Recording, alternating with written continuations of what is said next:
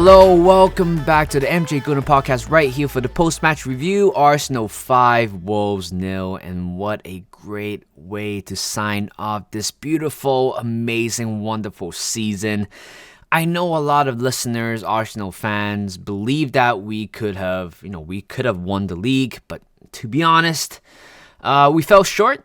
That's the first thing. And second of all, I don't think we deserve to win the league after all, for the past, 2 games against Brighton and Nottingham Forest, and even earlier on against Southampton, West Ham, even Liverpool.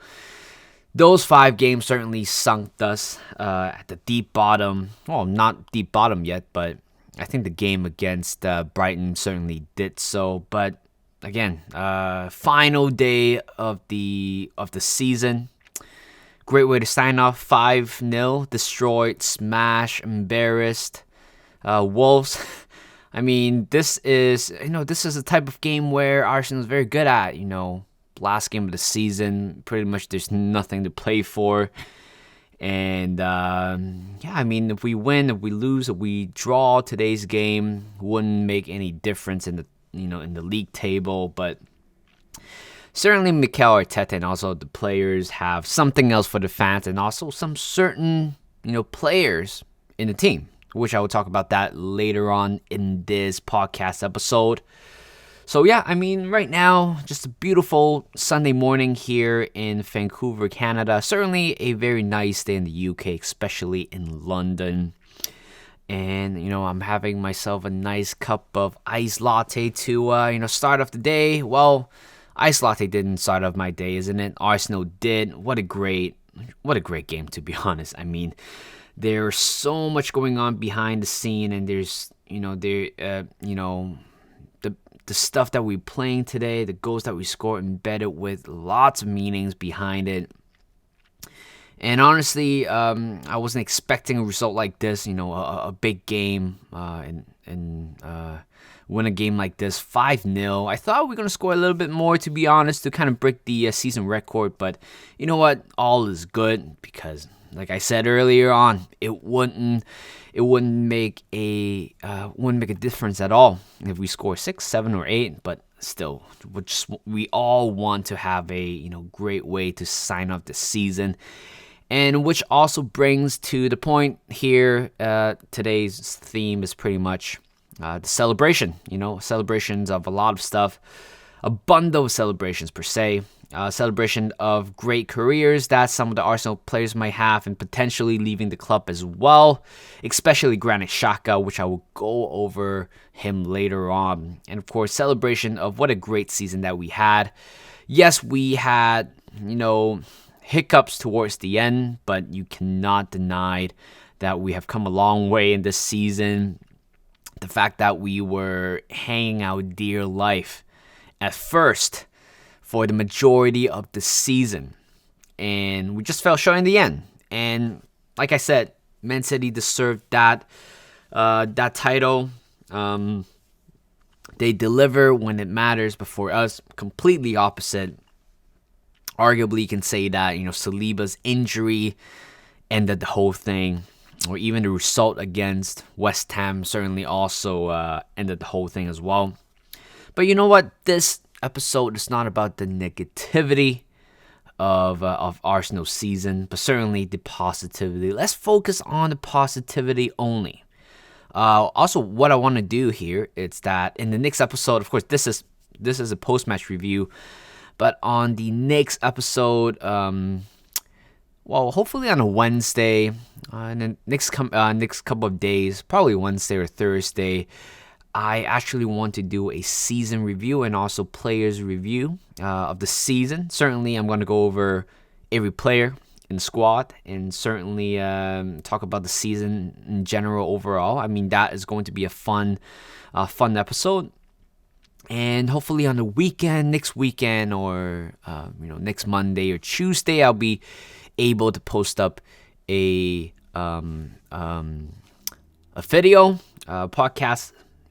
It's a little bit fun. This one, I think, is going to be a shorter podcast.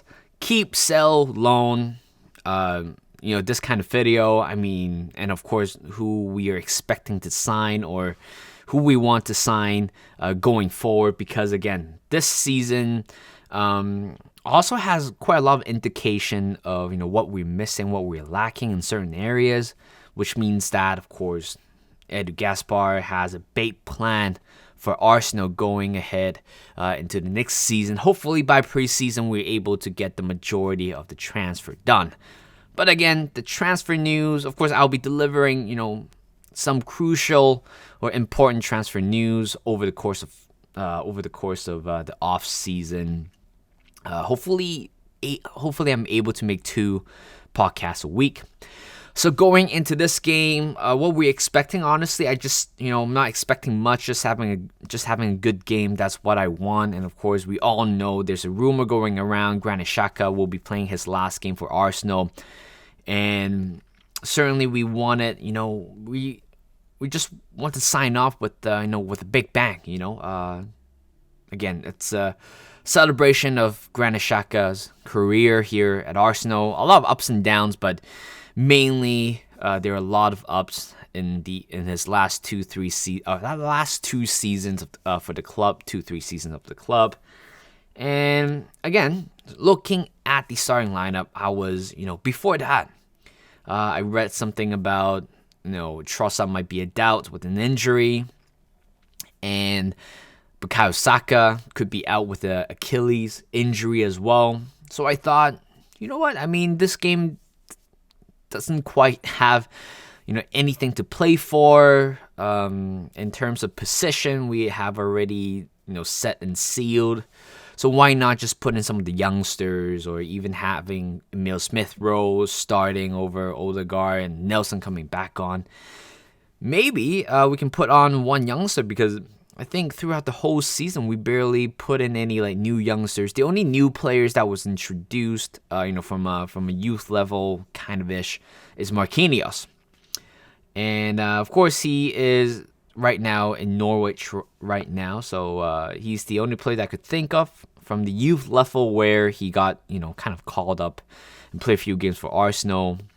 So I was expecting, is that his name? Koscielny Dewsbury. I don't know his name, but certainly he is. Apparently, a lot of people say that he is the replica of Bukayo Saka. I saw a few great videos of him. I thought, he looks pretty good. He looks like Bukayo Saka in a way, the way how he played, the way how he dribbled, the way how he tried to cut inside, curve for a shot, or even passes in the middle.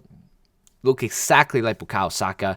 In a game like this, you feel like, nothing to play for, to be honest. Hopefully getting a win. Why not just put in youngsters and, just give them an opportunity? I mean, I can honestly see that in the next few years, if this is how Arsenal is going to be played for the next few seasons, I doubt. Actually, I just realized, and is it Nesri? In the the youngster. I just realized he's the other player that got kind of called up and stuff. But yeah, I thought Dewsbury's gonna be replacing Bukayo Saka. But when I look at the lineup, I'm surprised it was an unchanged starting 11. I was a little bit frustrated because I felt like whatever the stuff that we saw last week, with the same formation, having Kivior on the left back area, Gabriel, Ben White, Partey as our back four. You thought, that doesn't look very good, to be honest. I mean, it showed that it didn't work last week, so I thought, I instantly already assumed that this week is not going to. We can't. I mean, what am I talking about at this point? We all assume it's gonna bomb. I mean, it's not gonna work. If it didn't work last time, certainly not gonna work this time. Yeah, I mean, last week we got quite a lot of possession going on, but in terms of chances creating, we didn't do quite well last game. So I wasn't expecting much in today's game. And if Mikel Arteta wanted to go for that lineup, go ahead. But I would definitely prefer some of the fringe players making an appearance, especially when I'm quite hoping Kieran Tierney coming on, replacing Kiwior on the left-hand side. But turns out everybody was wrong. I'm sure a lot of people slander Mikel Arteta with the with his formation picking, but you know what? We can all put our hands up and just say, I'm sorry, Mikel. We judged you way too early. Turns out, whatever we played today, it worked. It worked perfectly, and it also gives us, a sign about how this formation can also carry on to the next season. So starting off, pretty much we started quite energetically, which we always do when we play in the Emirates, and also last game of the season where there's no pressure, we just play like a prime Barcelona team. 11 minutes in, Granit Xhaka, what a great way to start this game, his farewell game. A cross on from Gabriel Jesus, again, quality player. I think he was, he did a fake cross at first through Max Kilman, a little bit off a little bit, but a great cross, and also Granit Xhaka was unmarked, heads that one in, 1-0. But before Jesus crossing the ball, you can see that Thomas Partey was dragged in the middle. We were kind of playing like 3 in the middle or 2 in the middle, but this time we were so heavily relying on Zinchenko on the left-hand side. But this time, we actually did a little bit different today. Instead, Thomas Partey was playing the inverted role, which also drags him into the middle with Jorginho, and we have our main back three. Pretty much to stabilize any counter-attack or pressure. But Thomas Partey, great pass, great awareness to the other side of the pitch, and crosses in the middle by Gabriel Jesus. And we scored first goal. And you know what? This is certainly looking like a perfect send-off for Granit Xhaka, scoring the first goal of the game. And later on, I believe 3, 4, 5 minutes later, great play again. I believe was it Thomas Partey to, I think it was Gabriel Jesus. Somebody else put a great pass to Bukayo Saka. Again, whoever was the left back for Wolves absolutely got juked by Bukayo Saka, and certainly playing a little bit of a 1-2 between Odegaard. Was a little bit lucky because I think the pass might be a little bit too late for Odegaard, trying to flick it back onto Bukayo Saka, but somehow everybody put their foot in, and everybody just put their foot in, and somehow ricochets everywhere, landed perfectly right in front of Granit Xhaka, and he taps that one in. 2-0, and 15 minutes in, Granit Xhaka scoring 2 goals already. He was on pace for scoring a hat trick, but I was hoping that he might get a penalty. We might get a penalty, and he's going to score that for his final game in his Arsenal career, or a long-range screamer. Either one of them would work. I just want him to get a hat trick. I just want him to get a proper sent-off. And later on, I don't think we actually created one chance. Oh, Bukayo Saka, that one was amazing. I know he had been having a struggle, loss of form in the last few games, or even for the last 2 months. But, today it's not about criticizing players. Today is a celebration of a great season. Celebration of the way how we played. Celebration of the players who put in such a hard work for the club to, put us into a great position in this season. Bukayo Saka, that was a good play. Partey to Trossard to Odegaard back to Trossard, and also a through ball to Bukayo Saka. But that little stoppage of play, he got the ball, quickly opens it up his body to curls that one into the far corner. Jose Sarr has no chance, absolutely no chance to save that one. But Bukayo Saka, that was a great finish. And of course, that would be his first goal after the new contract was being announced the other day. And again, it's Helen Boy. He is here to stay. But of course, a lot of people are quite Disappointed with the contract. We were expecting him to sign a maximum of 5 years with no 5 years, but unfortunately, it's been 4 years, no contract extension, that kind of stuff. But he would be one of the highest earner within the Arsenal squad.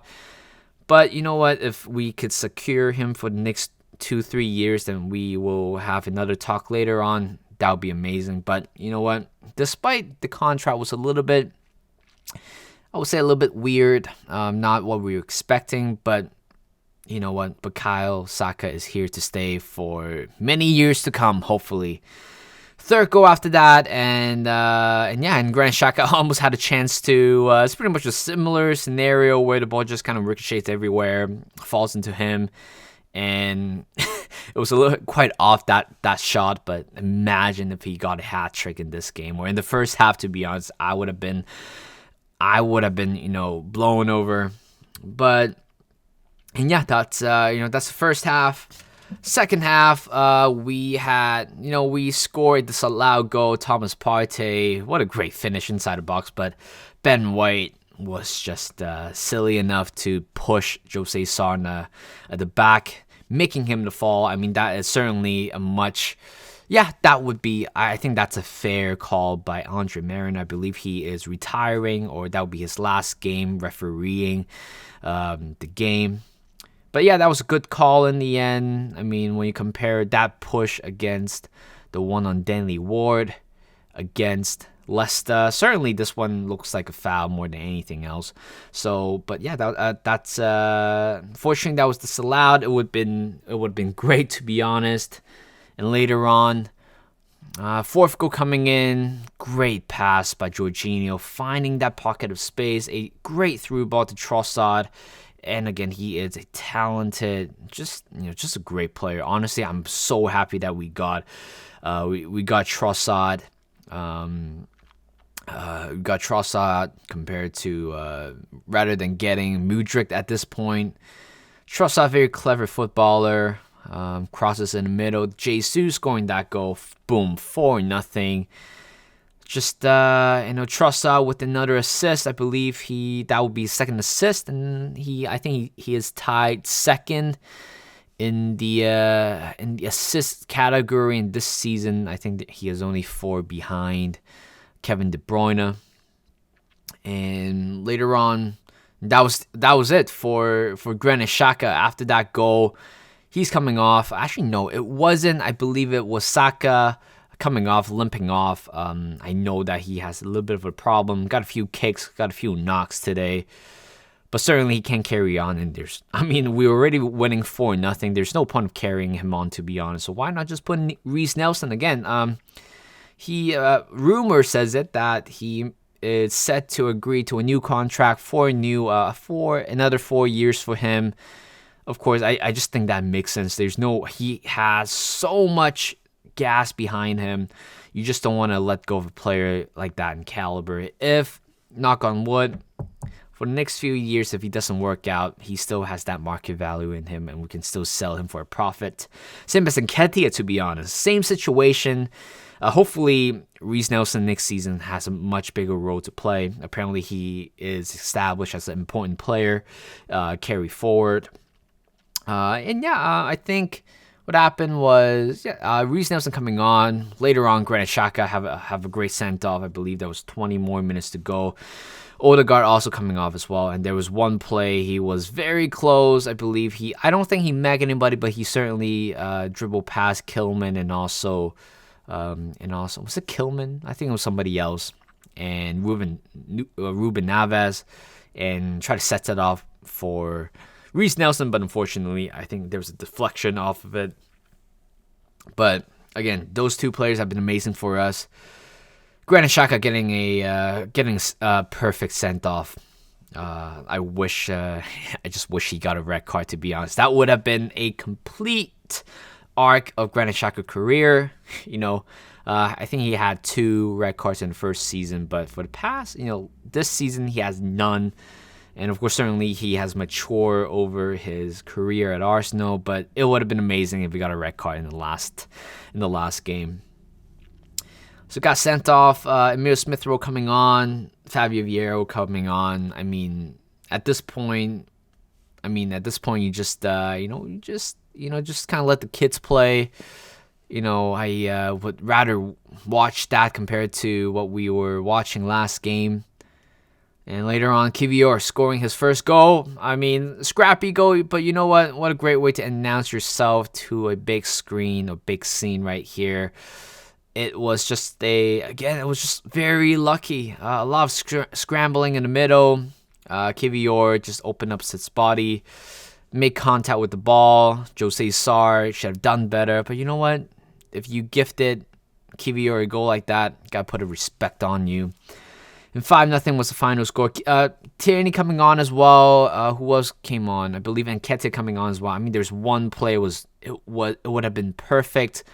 Again, I think it was is that another through ball from Jorginho to Reece Nelson. Reece Nelson times it up perfectly for Nketiah, but he just skims it a little bit with his foot, or else it would have been a 6-0 goal. But there you go, guys. I mean, what a game in the end.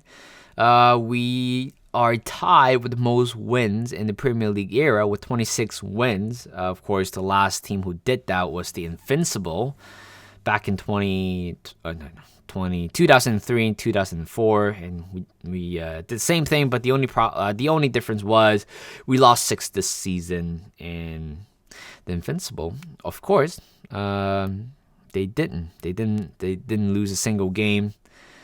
But there you go. I mean, what a game after all. I mean, I wouldn't say it's emotional, but certainly this is a great way to sign off this season, especially for Granit Xhaka. This is a celebration of Granit Xhaka's career. Of course, I will give a much more of a thorough review of each individual player, but I want to take some time right here to, just want to thank Granit Xhaka. When we first signed him back in 2016, I believe so, in May, to be honest, he looked like Cristiano Ronaldo to me. I'm sure a lot of you guys might probably think that. And yeah, I think the main reason we signed him was to replace Mikel Arteta back then, who retired in the previous season, and that's the whole reason we signed him. And off to a very rocky start for him. I mean, a few long-range goals, but more importantly, he has 2 red cards in that season. But he was renowned. He was famous for his reckless challenge, or losing his head challenge, or just unnecessary challenge in general. But Granit Xhaka, first season he was fine. Second season did a little bit okay. Of course, winning the FA Cup with us in his first full season. And the third season, he was announced as the club captain under Unai Emery. I think he had an okay season, but overall just wasn't good enough. And at that point, we all thought that he's not the type of player for us. He is very slow when you play him as a deep-lying playmaker. Often get exposed by his speed and also his era. And later on, his fourth season for the club is where everything just kind of changed. In a better way, actually. That infamous game against Crystal Palace. I believe we didn't win that game, but certainly I don't think any of the Arsenal fan back then would care about that result. But instead, looking at Granit Xhaka overall as a player, as a captain, I mean, he got subbed off, got booed off, threw his shirt off, cupping his ear, telling the fans to fuck off. I mean, that was pretty much the end of Granit Xhaka. I didn't watch the game in real life, but certainly that was his last game for the club. We all thought that was his last game for the club. But somehow the appointment of Mikel Arteta just revived him in any way. I saw that documentary, or a little bit of a short video on YouTube saying that he was prepared to walk out of the door until Mikel Arteta gave him gave him time, gave him, a space to, explain himself. And since then, everything has just changed. And we all thought that from when he got sent off. Was it sent off? Oh, it wasn't got sent off. When he got booed off, that incident till the game right before the pandemic, we're not going to see him again. But after the stoppage play of the pandemic's game, we continue, and we're all surprised that Granit Xhaka is playing, and all of a sudden next season, again, still reckless at times, but certainly looks much better overall. Last season, again, it was funny. We all wanted him out after that horrific challenge on a Man City player. I believe it was Ferran Torres? I think that's his name. That 2-footed tackle, which we lost 5-0, and we thought, he has to go. It was right before the end of the transfer window. We thought he is going to go after that challenge, but he stayed, and then he got an injury. Played pretty well, actually, in the from the middle of the season to the end of the season. He has been amazing, and this season was a whole revelation of Granit Xhaka. Completely different, playing as an attacking 8 instead of a deep lying playmaker. So much better, to be honest. Technical skills was amazing. Leadership skill was always there, but a proper leader on and off the pitch, and also the way how he play as well. Always winning the duels, which is what Mikel Arteta always wanted his players to be. And yeah, he almost featured in every game in this season. But this is a great way to sign off. And I just saw this video on Twitter. He is pretty much, when the Arsenal players are giving a lap of, honor, he was pretty much the slowest in the team. But I think at that moment he was just kind of soaking it in for his one last time in the Emirates Stadium. And again, I wouldn't be surprised that he leaves, but at the same time, we all wanted him to stay. The whole stadium, everybody was chanting his name. We got Granit Xhaka, and we wanted you to stay. That sort of message. But for Arsenal to move on from whatever they're dealing with right now, they have to move on from Granit Xhaka. He's a great player, but certainly the way how we play, not quite of a Granit Xhaka game. Again, Granit Xhaka has been doing quite a bit of a role for Arsenal. But this guy, 31-year-old, he has to start every game. We all know that he has to start every game. And even that's his personal desire. But if we sign either Caicedo, Mason Mount, Declan Rice, there's no way you're going to put him on the bench at all. So, yeah, this is a farewell message to Granit Xhaka. I just want to say, thank you to him.